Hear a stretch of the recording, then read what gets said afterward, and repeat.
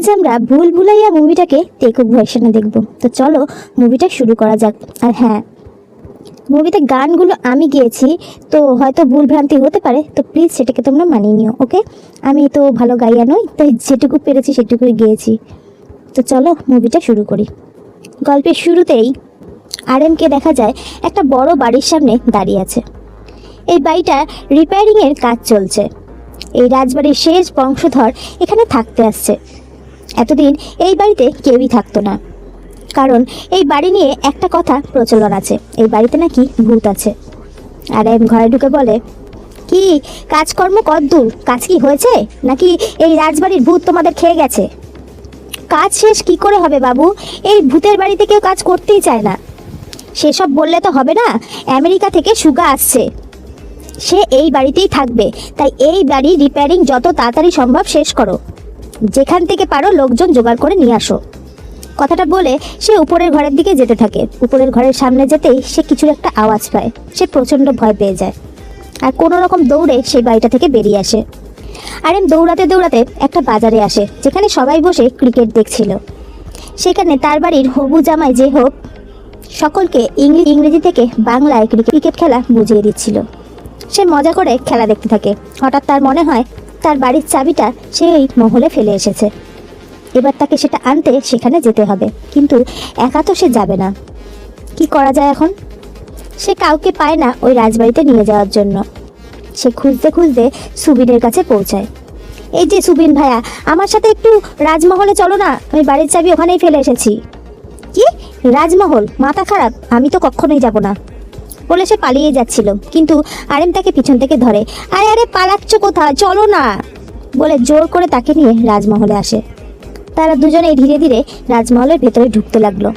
কিন্তু বিপর্যয় ঘটলো। যখন তারা ভেতরে গেল তখন তাদের মনে হলো কেউ তাদের আশপাশ দিয়ে হেঁটে বেড়াচ্ছে। তারা কোনো রকম প্রাণ হাতে নিয়ে সেখান থেকে পালায়।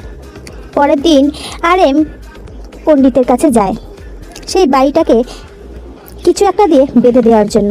পণ্ডিত তাকে একটা তাবিজ দেয় আর বলে সেটা ওই মহলের দক্ষিণ দিকে পুঁতে দিতে, তাহলেই ওখানকার যে ভূত আছে ভস্ম হয়ে যাবে। সে সেই তাবিজটা নিয়ে বাড়িতে যায়। সেখানে তার স্ত্রীও আরএমের রাত্রে ওই বাড়িতে যাওয়া নিয়ে বেশ ভয় পায়। আচ্ছা বলছি কি, একটা কাজ করলে হয় না সুবিন ভাইয়া, আপনিও আমাদের সাথে থাকবেন প্লিজ। ওই বাড়ি তো অভিশপ্ত, ওখানে রাতের বেলা গিয়ে থাকাটা খুব কষ্টকর ব্যাপার। পরদিন সকালে তারা সবাই মিলেই লি মিনহোর বাড়িতে যায় আর সেখানে গিয়ে ওই বাড়ি রিপেয়ারিংয়ের কথা বলে, যেটা শুনে লি মিনহো অনেক রেগে যায়। ওই সুদূর আমেরিকা থেকে ও আসছে এখানে, কোথায় আমাদের সাথে থাকবে তা না, ওই ভুতুরে বাড়িতে কেন থাকতে হবে ওকে? ওকে আমি কিছুতেই ওই বাড়িতে থাকতে দেব না। ও হলো এই রাজবাড়ির শেষ বংশধর, ও ওই বাড়িতে গিয়ে থাকলে ও শেষ হয়ে যাবে, ওকে মেরে ফেলবে। আর তাছাড়া আমি ঠিক করেছি তের সাথে ওর বিয়ে দেব, আর তাই তার খাতির করার সমস্ত দায়িত্ব আমাদেরকেই নিতে হবে। এরপর দুদিন কেটে যায়। আজ সুগা আমেরিকা থেকে আসবে। সবাই তাকে অভ্যর্থনা জানানোর জন্য লি মিনহোর বাড়ির সামনে দাঁড়িয়ে আছে। কিছুক্ষণের মধ্যেই সুগা এসে উপস্থিত হয় আর সে জানায় সে আমেরিকারই একটা মেয়েকে বিয়ে করে নিয়েছে, যার নাম জিমিন। বলে জিমিনের সাথে তাদের পরিচয় করিয়ে দেয়। এখানে লি মিনহোর স্বপ্ন ভেঙে যায়। সে তো আশায় ছিল সুগার সাথে তের বিয়ে দেবে। তে হলো লি মিনহোর মেয়ে। লি মিন হচ্ছে এলাকার মন্ত্রী। সে সুগাকে আর জিমিনকে অভ্যর্থনা জানায়। তে এসে জিমিনকে ভেতরে নিয়ে যায়। বলছি বাবা সুগা, তুমি ওই বাড়িতে থেকো না, তুমি এখানে থাকো, আমাদের সাথে থাকো। ওই বাড়িটা ভালো নয়, এখনও চন্দ্রমুখীর আত্মা ওই বাড়িতে ঘুরে বেড়ায়।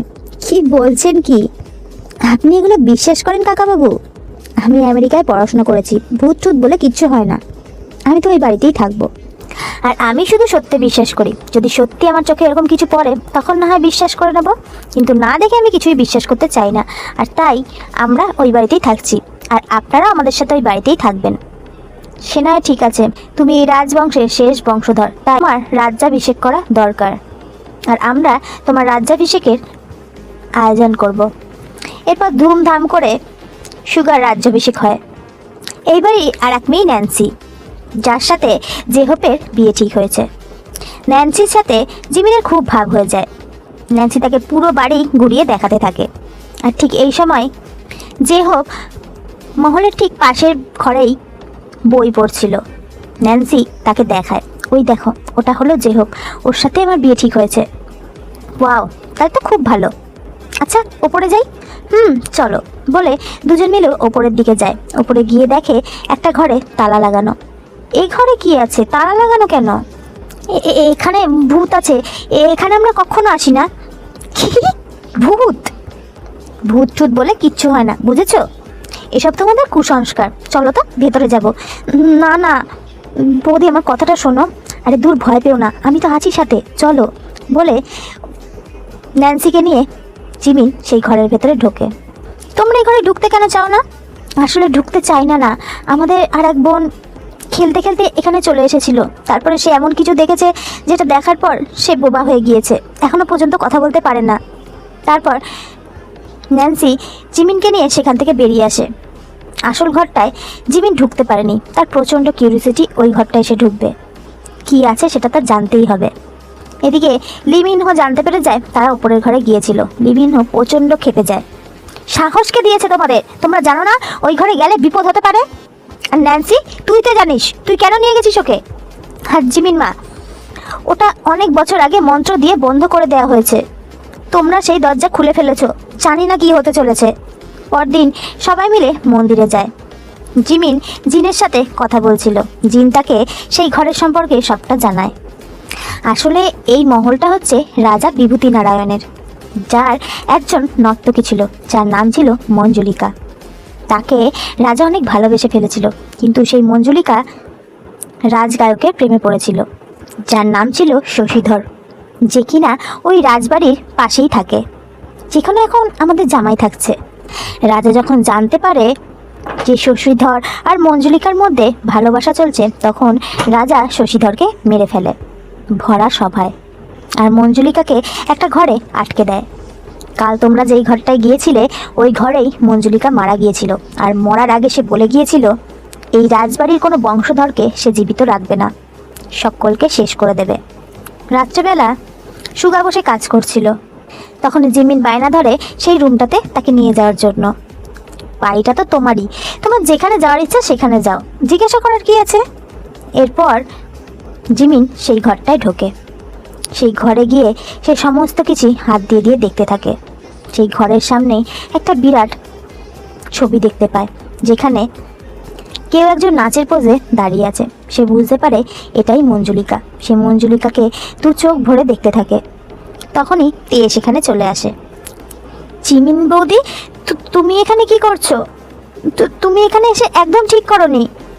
তুমি কি জানো এই ঘরের চাবিটা যে বানিয়েছিল সে মারা গেছে, আর এইগুলো ওই আত্মাই করেছে। এরপরে কি হতে পারে তুমি একবার ভেবে দেখেছো? এখানে এসে তুমি মোটেও ঠিক করনি। এরপর বাড়ির সবাই এক জায়গায় হয়। জিমিনের ওই ঘরে যাওয়া নিয়ে সবাই প্রচণ্ড রাগ করে, সবাই মনে অনেক ভয় জেগে যায়। লিমিনহো সকলকে বলে যে করেই হোক আচার্য বঙ্গকে শিগগিরই খবর দাও। কিন্তু আরএম ফিরে এসে বলে আচার্য মহারাজ এখন এখানে নেই, আর ওনার ফিরে আসতে বেশ কিছুটা সময় লাগবে। সুগা ওদের কথা শুনে প্রচণ্ড রেগে যায়। এসব অন্ধবিশ্বাস, আপনারা এসব কি করে বিশ্বাস করেন? না কোনোদিন দেখেছেন তাকে চোখে? এই বাড়িটা একটা ভুল ভুলাইয়া, জাস্ট, আর কিচ্ছু নয়। তুমি জানো না যেটা সেটা নিয়ে কথা বলো না। তুমি এই বাড়ি থেকে চলে যাও। আমি কোথাও যাব না, আমি এখানেই থাকবো। এরপর রাতের বেলা আরএম আর সুবিন একজন পণ্ডিতকে এনে মন্ত্র করে সেই দরজা বন্ধ করতে যায়। তারা যেই না তালা দিয়ে ঘরটাকে বাঁধতে যাবে, ঠিক তখনই ভেতর থেকে একটা আওয়াজ আসে, যেটা শুনে সবাই ভয় পেয়ে যায়। এমনকি পণ্ডিতও, তার হাত থেকে তাগা পড়ে যায়, সে নিজেও মাটিতে ধপাস করে পড়ে যায়, আর সবাই সেখান থেকে পালিয়ে যায়। রাতে যে হোক বসে বই পড়ছিল, ঠিক তখনই তার মনে হয় তার দরজার পাশ থেকে কেউ হেঁটে চলে গেল। এরপর তে এসে সুগা আর জিমিনকে জাগায়। সুগাদা, সুগাদা দরজাটা খোলো। হ্যাঁ আসছি, কি হয়েছে? আরে এই বাড়ির কাজের মহিলাটি ওখানে কিছু একটা দেখেছে, তোমরা শিগগিরই চলো। সবাই সেখানে এসে হাজির হয়। দেখে কাজের মেয়েটা ভয়ে কাছুমাছু হয়ে বসে আছে। ঠিক তখনই একটা আলমারি ধপাস করে পড়ে ভেঙে যায়। সবাই ভয়ে চমকে ওঠে। আচ্ছা সুগা, আমি ওই দরজাটা খুলেছি বলেই হয়তো এসব হচ্ছে, তাই না? এসব কিছু না, তুমি এসব নিয়ে ভয় পেও না, ঠিক আছে, আমি আছি তো। পরদিন হঠাৎ করে জিমিনের শাড়িতে আগুন ধরে যায়, আর তারপরে সে অজ্ঞান হয়ে যায়। যখন তার জ্ঞান ফেরে, যখন জিমিনকে জিজ্ঞাসা করা হয়, তখন সে বলে সে ওখানে ছিল, আমি ওকে দেখেছি। সুগা বাইরে আসে, তখন এই লিমিনু বলে, তোমরা এই বাড়ি ছেড়ে চলে কেন যাচ্ছ না? আমিও কালকে ঘুঙুরের আওয়াজ পেয়েছি। আমার কেন জানি না মনে হচ্ছে এটা তে করছে। আমার মনে হয় তে পাগল হয়ে গেছে, ওকে ডাক্তার দেখানো প্রয়োজন। আমার একজন সাইকিয়াট্রিস্ট বন্ধু আছে, আমি তাকে ডাকবো বলে সুগা সেখান থেকে চলে যায়। রাতের বেলা জিমিন আর জিন মন্দিরে যায়। তখনই জিন তাকে জানায় লিমিনহ তের আসল বাবা নয়, তের বাবা মারা যাওয়ার পর লিমিনহ তাকে দত্তক নিয়েছে। আর এম হন্তদন্ত হয়ে বেরোতে বেরোতে বলছে, ওরে বাবারে, ভূত তের মধ্যে ঢুকে গেছে, তার মানে এই ভূত এদিকে ওদিকেই কোথায় ঘুরে বেড়াচ্ছে, আমাকে সাবধানে থাকতে হবে। এর মধ্যে হঠাৎ সে দেখে তার সামনে থাকা ঝুড়িটা এদিক ওদিক দৌড়াদৌড়ি করছে। এই এই এই এই এই আমার সামনে একদম আসবে না, দূরে থাকো, দূরে থাকো বলছি।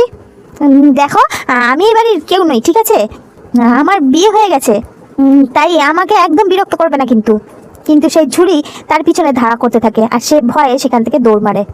আর ঠিক তখনই দেখা যায় সেই ঝুড়ির ভেতর থেকে একটা বিড়াল বেরিয়ে আসছে।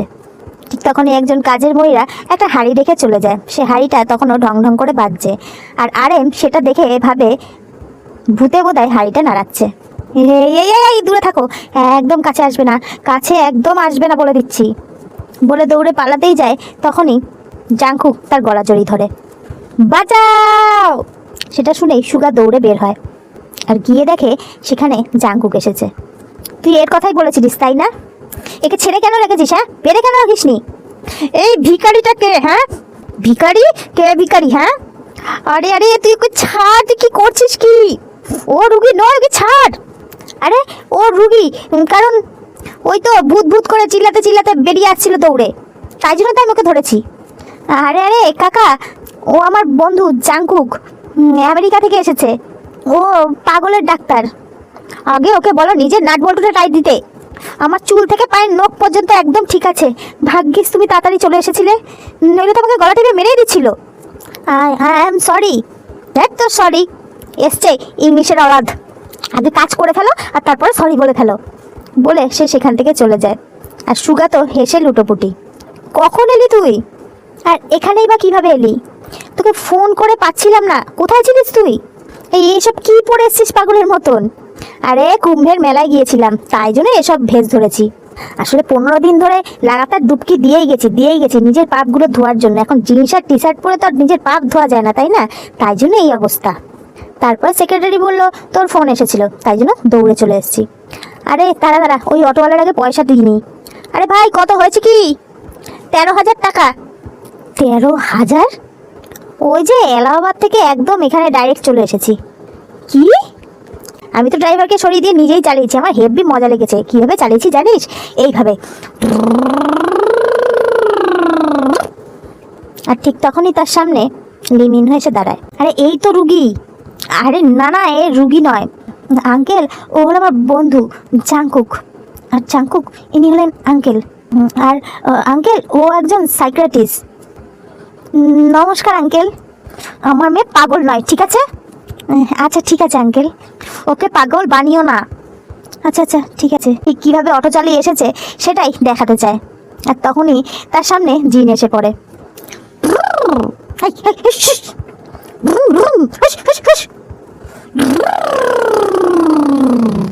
দাদা বাঁচাও আমাকে। আচ্ছা ঠিক আছে, যা এবার ফ্রেশ হয়ে মুখ হাত পা ধুয়ে নে। কিন্তু বুঝলাম না, সবাই আমাকে দেখে এত ভয় কেন পাচ্ছে? দোষটা ওদের নয়, দোষটা তোরই কাপড় চোপড়ের। যে কেউ তোকে দেখে ভয় পাবে, যা বদলে নে। আচ্ছা যাচ্ছি। আচ্ছা সে না হয় যাবো, আগে বৌদির সাথে তো দেখা করা। হ্যাঁ চল।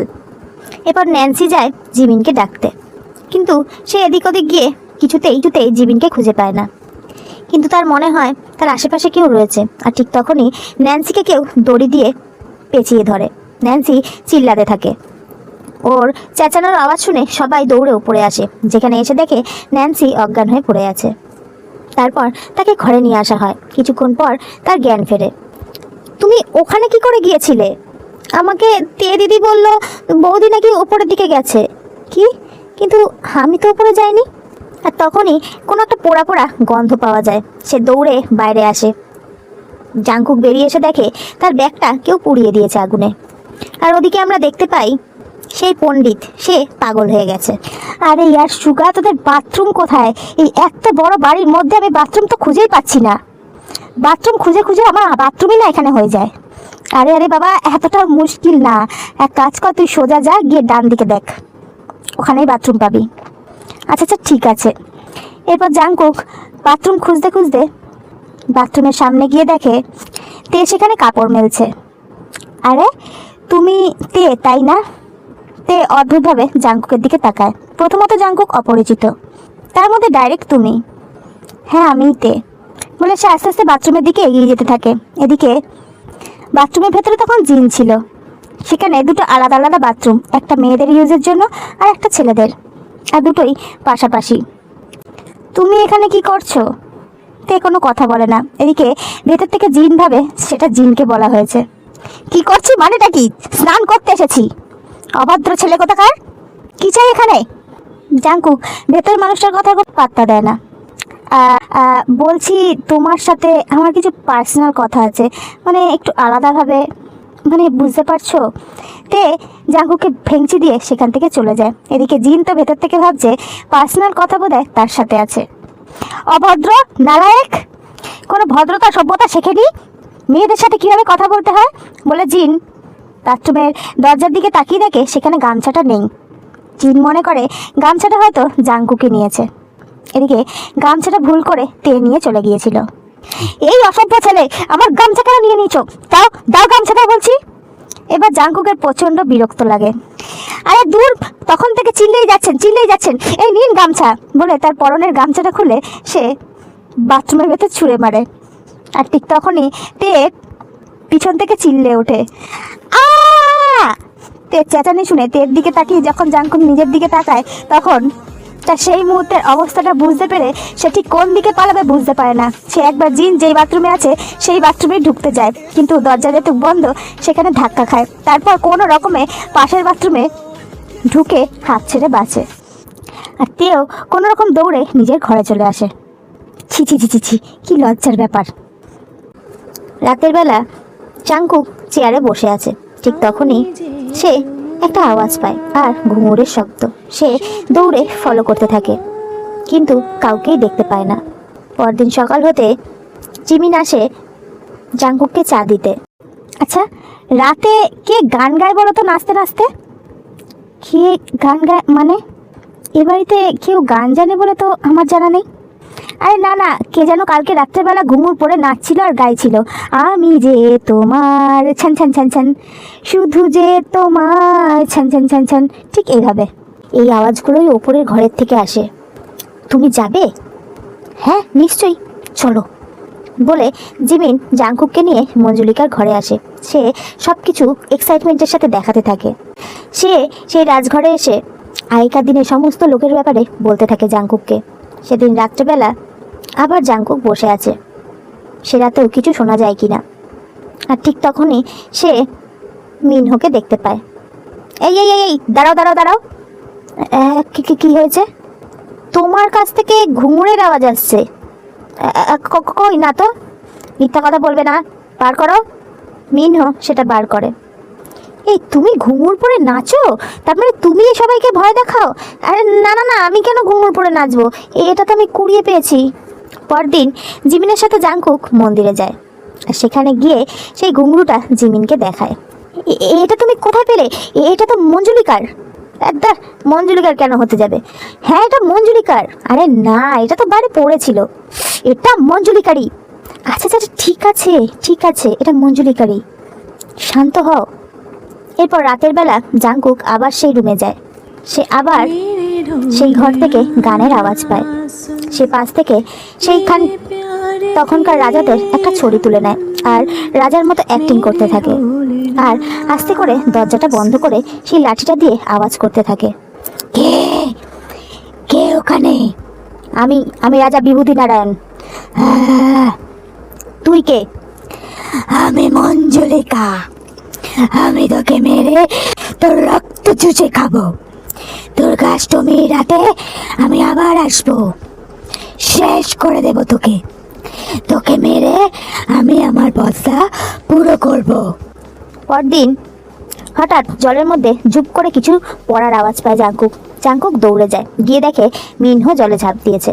মিনহো জল থেকে উঠে আসতেই জাংকুক বলে, এই বাড়িতে থাকাটা খুব বিপজ্জনক। দুর্গাষ্টমীর আগে এখানে অনেক কিছু হতে চলেছে, তাই আমাদের আজকেই যেতে হবে। কোথায় যেতে হবে বলুন, আমি যাব অলকাপুর। বলে দুজন মিলে বেরিয়ে পড়ে সেই গ্রামের উদ্দেশ্যে। সেখানে গিয়ে জাংকুক সমস্ত খোঁজ খবর নিয়ে আসে। পরদিন সকালবেলা তে চা করছে। চা করা হয়ে গেল চাটা নিয়ে সুগাদাকে দিয়ে এসো। আচ্ছা ঠিক আছে। ন্যান্সি চাটা নিয়ে সুগার কাছে যেতে থাকে। সুগা চাটা চুমুক দিতেই যাবে, তখনই জাংকুক এসে চাটা ফেলে দেয়। এই চা খাবি না? তুই চাটা ফেলে কেন দিলি, কি হয়েছে? এই চাতে বিষ আছে। জাংকুকের চিৎকার শুনে সবাই সেখানে জড়ো হয়ে যায়। কে করেছে এই চাটা? কি বলছিসটা, কি বিষ আছে মানে? চাটা তো তে দিদি করে দিয়েছিল আমাকে। তে পাগল, ওকে এভাবে ছেড়ে রাখা যাবে না, ওকে আটকে দিতে হবে। বলে জাংকুক তেকে টানতে টানতে নিয়ে এসে ওকে একটা রুমের মধ্যে বন্ধ করে দেয়।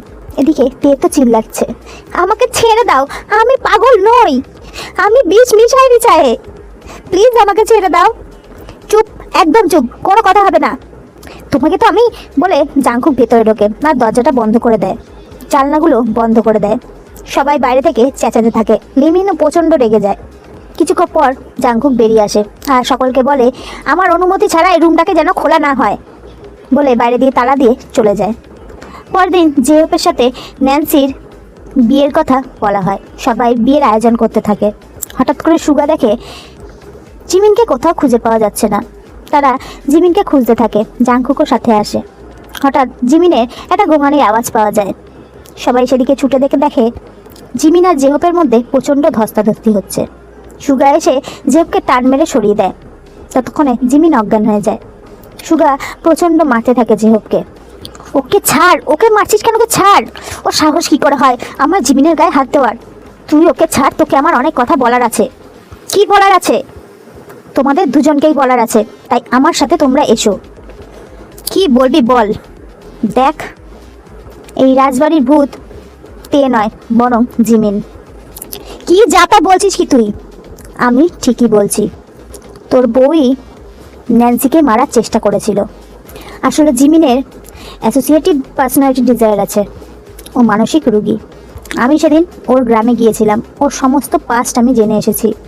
ছোট থেকে ভূত পেটের গল্প শুনে শুনেই জিমিন বড় হয়েছে। মা আবার ভালোবাসা সে কখনোই পায়নি। তার ঠাকুমার কাছে সে মানুষ হয়েছে। এরপর সে আমেরিকায় চলে যায়, আর তার ঠিক কিছুদিনের পরেই তার ঠাকুমাটাও মারা যায়। এরপরে সে প্রচণ্ড আঘাত পায়।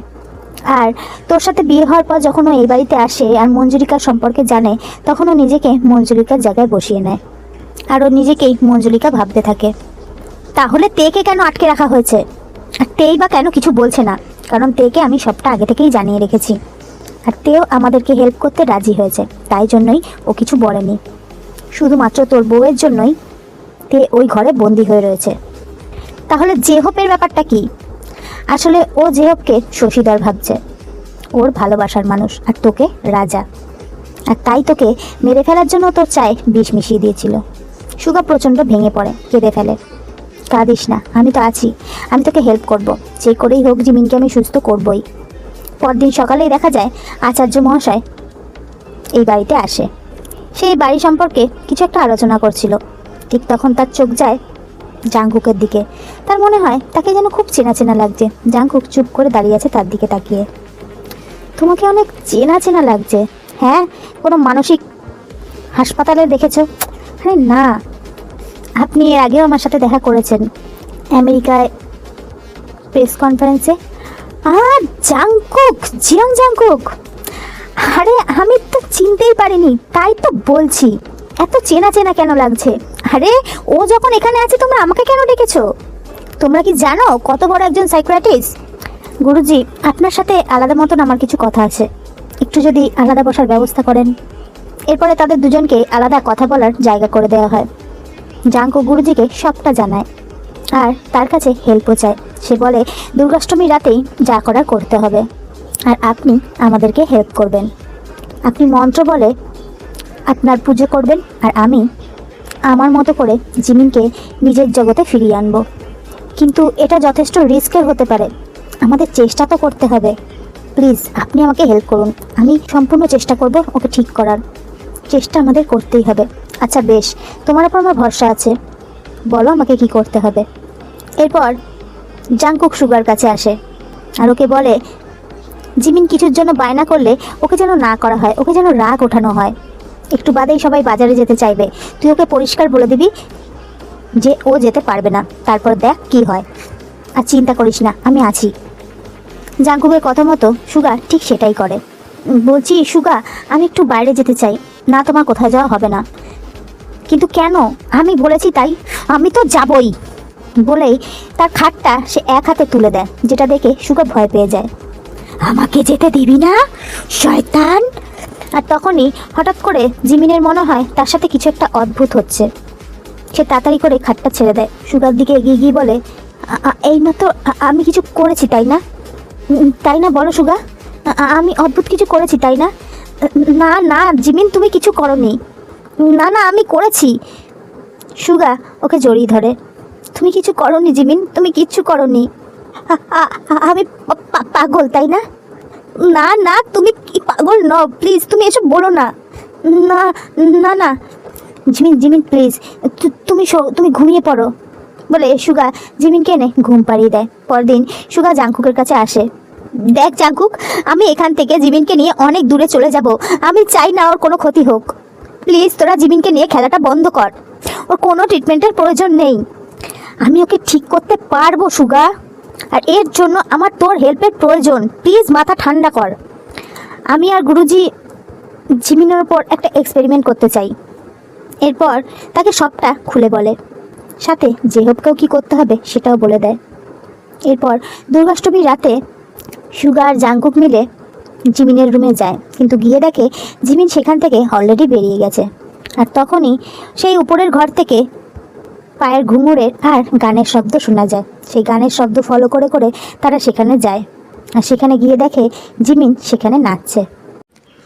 मेरे ढोलना सुन, मेरे प्यार की धुन, मेरे ढोलना सुन। साथी रे मर के भी तुझको चाहेगा दिल,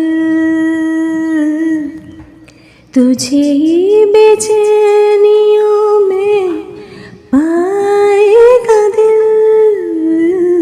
साथी रे मर के भी तुझको चाहेगा दिल, तुझे ही बेचैनियों में पाएगा दिल। मेरे केसों के साहे में तेरी राहतों की खुशबू है, तेरे बगैर क्या जीना, मेरे रोम रोम में तू है। मेरी चूड़ियों की खन खन से तेरी सदाएं आती है, ये दूरियां हमेशा ही नजदीक हमको लाती है पिया।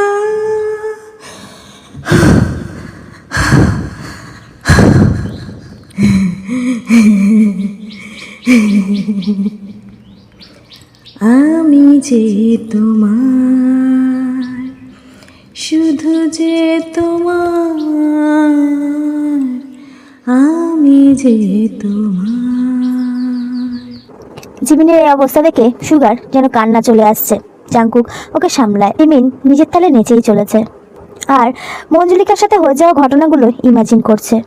সে নাচতে নাচতে হঠাৎ করে পড়ে যায়, আর সাথে সাথে পুরোনো দিনের সব ঘটনা চোখের সামনে ভেসে উঠতে থাকে, যেখানে মঞ্জুলিকা আর শশীধরের ভালোবাসা প্রকাশ পাচ্ছে, যেটা রাজার নজরে খুবই খারাপ লাগছে।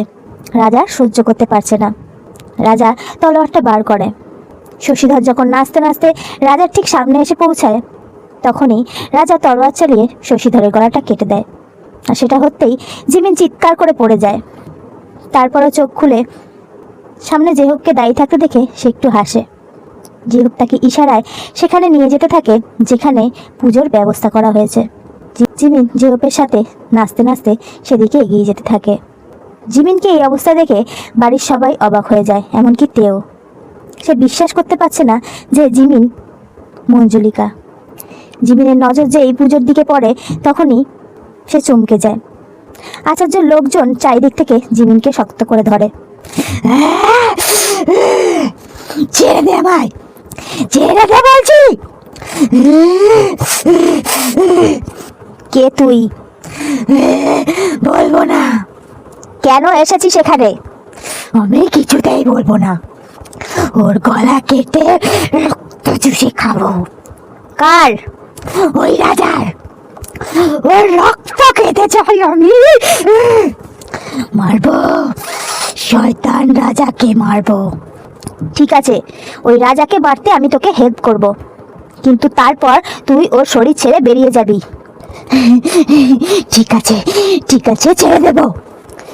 এই রাজাকে নিয়ে আসো। ঠিক তখনই সুগাকে একটা কিছুর মধ্যে শুয়ে তার সামনে এনে ফেলা হয়। এই নে তরোয়াল, আর হত্যা কর ওকে, আর তারপর এই শরীর ছেড়ে বেরিয়ে যা। জিমিন হাতে তলোয়ারটা নিয়ে যেই সুগার গলায় কোপটা মারতেই যাবে, তখনই আচার্য মহারাজ আগুনের মধ্যে বেশি করে ঘি ঢেলে দেয়, আর তাতে আগুন দাউ দাউ করে জ্বলে ওঠে। তাতে কিছুক্ষণের জন্য জিমিনের চোখ বন্ধ হয়ে যায়, আর সেই সুযোগে সুগাকে সেখান থেকে সরিয়ে দিয়ে সুগার একটা পুতুল জিমিনের সামনে রাখা হয়। জিমিন চোখ খুলে কোনো কিছু না দেখেই সেই পুতুলটার গলায় কোপের পর কোপ দিতে থাকে। কিছু ফলস রক্ত সেখানে ছড়িয়ে দেওয়া হয়। জিমিন সেটাকে সুগার রক্ত ভেবে নিজের সারা শরীরে মাখতে থাকে, আর তারপর জিমিন অজ্ঞান হয়ে যায়। এরপর জিমিনের যখন চোখ খোলে তখন জিমিন একটা চেয়ারে বসে আছে, আর জাংকুক তার সামনে। তুমি আমাকে শুনতে পাচ্ছ? তুমি জিমিন। জিমিন, বুঝেছ? এবার বলো, কে তুমি? জিমিন। পুরো নাম বলো। মিন জিমিন। এখন তুমি একজন সুস্থ মানুষ, বুঝতে পেরেছ? হ্যাঁ। তুমি উপলব্ধি করতে পারছো যে তুমি সুস্থ? যদি সেটা বুঝতে পেরে থাকো তাহলে আস্তে আস্তে তোমার চোখটা খোলো। এরপর জিমিন আস্তে আস্তে চোখ খুলে তাকায়। তারপর জিমিনকে উঠিয়ে দাঁড় করায় জাংকুক, আর বলে, আমাদেরকে চিনতে পারছো? এটা কেমন কথা বলছো? আমার হাজব্যান্ডকে আমি চিনতে পারবো না? ও তো সুগা, আর তুমি জাংকুক, ওর ফ্রেন্ড। কিন্তু এমন কথা কেন বললে? আসলে তোমার একটা রোগ ছিল, কিন্তু তুমি এখন পুরোপুরি সুস্থ হয়ে গেছো। আর কি রোগ ছিল সেটা না হয় তোমার বরের থেকে কোনো এক সময় জেনে নিও। আমার জানার কোনো দরকার নেই। আমি জানি সবাই আমার অনেক হেল্প করেছে, কিন্তু সুগা আমার সাথে যেটা করেছে সেটা আমি কোনোদিনও শোধ করতে পারবো না। আমাকে এতটা ভালোবাসার জন্য, আমার সব পাগলামি সহ্য করার জন্য আমি জানি না কি করে ঋণ শোধ করবো আমি। ঠিক আছে, আমি আমার কথা কিন্তু রেখেছি। যা, নিয়ে পালা, পালা বলছি। সব কাজ আমার শেষ, শুধু একটা কাজ বাকি আছে, আর যাওয়ার আগে সেই কাজটা শেষ করে যেতে চাই। জাংকুক জানলার সামনে আসে, তখন তে আয়নার সামনে দাঁড়িয়েছিল। তে, দেখো, দুনিয়া জানে পাগলের সাথে থাকাটা খুব মুশকিল, কিন্তু পাগলের ডাক্তারের সাথে থাকাটা খুবই খতরনাক, বলতে পারো অসম্ভব। তুমি কি সেই অসম্ভবটাকে সম্ভব করবে? আমার মনে হয় তুমি এটা পারবে। যদি তুমি রাজি থাকো তো আমার মা বাবাকে পাঠাই বাড়ির লোকের সাথে কথা বলতে। পরদিন সকালে জাংকুক সেখান থেকে চলে যায়। সবাই তার কাছে ক্ষমা চায় তাকে ভুল বোঝার জন্য। আরে রে, কী বলছেন, কি এভাবে বলবেন না প্লিজ। আরে তুমি তো এমন কামাল করেছো যে ভাবারই বাইরে।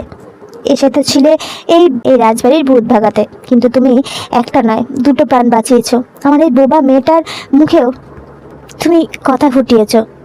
আসলে সেদিন যখন মঞ্জুলিকা রাজাকে মেরেছিল সেটা দেখে এই মেয়েটিও চিৎকার করে উঠেছিল, আর তখন থেকে সে স্বাভাবিকভাবে কথাও বলতে পারছিল। আমাকে আশীর্বাদ দেবেন প্লিজ। আরে আরে, কী করছো কি? আর আমি কিছুই করিনি। একটা হাতছা তোমাকে বোবা করে দিয়েছিল, আর একটা হাতছা তোমায় ঠিক করে দিয়েছে। আর সময় যদি সঠিক থাকে সব কিছুই ঠিক হয়ে যায়, এতে আমার কোনো হাত নেই। আরে বাপরে লাল হনুমান, সবার অসুখ আমি ঠিক করে দিয়েছি, শুধু তুমিই বাকি। আসো তোমাকে একটু ঠিক করে দিই বলে গালে ঠাস করে একটা থাপ্পড় মারে, আর বোগামের কান দিয়ে যেন পাখি উড়ে যায়। কেমন লাগছে? এমন লাগছে মনে হচ্ছে কানের মধ্যে দিয়ে পাখি বেরিয়ে গেল। ব্যাস ব্যাস ব্যাস ব্যাস ব্যাস, তুমি একদম সুস্থ। আমি কি এবার স্নান করতে পারি? তার মানে এতদিন তুমি স্নান করনি? না, আপনি বলেছিলেন না আমার জলে। আরে আরে, যাও যাও যাও, স্নান করো। আমি তোমার কাছে কিভাবে ক্ষমা চাই বলো তো? আরে আরে, আপনি আমার কাছে ক্ষমা চাইবেন না, আপনি আমার থেকে বয়সে বড়। শুধু এটুকুই বলার, আমি এখানে কাউকে কিছু জিজ্ঞাসা করেছি, যদি সে রাজি থাকে তাহলে আপনি প্লিজ রাজি হয়ে যাবেন, মানা করবেন না, আর প্রাণ ভরে আশীর্বাদ করে দেবেন। এখন আমি আসি বলে জাংকুক গাড়ি নিয়ে সেখান থেকে বেরিয়ে যায়। যাওয়ার সময় তের দিকে তাকায়। তে পাগলের মতো দৌড়াতে থাকে জাংকুকের গাড়িটা দেখার জন্য। দৌড়াতে দৌড়াতে ছাদে যায় আর জাংকুকের দিকে তাকায়। জাংকুকও তার দিকে তাকিয়ে একটা বিগ স্মাইল দিয়ে হাত নাড়াতে নাড়াতে সেখান থেকে চলে যায়। সো গাইজ, আমাদের ভুলভুলাইয়া এখানেই শেষ। কেমন বানিয়েছি বলো, আমি জানি না আমি ভালো বানাতে পেরেছি কিনা। যদি তোমাদের ভালো লেগে থাকে তাহলে লাইক করে দাও, কমেন্ট করে দাও, শেয়ার করে দাও, আর চ্যানেলটা সাবস্ক্রাইব করে দাও। আর নেক্সট কী ভিডিও বানাবো সেটাকে সাজেস্ট করো। ওকে,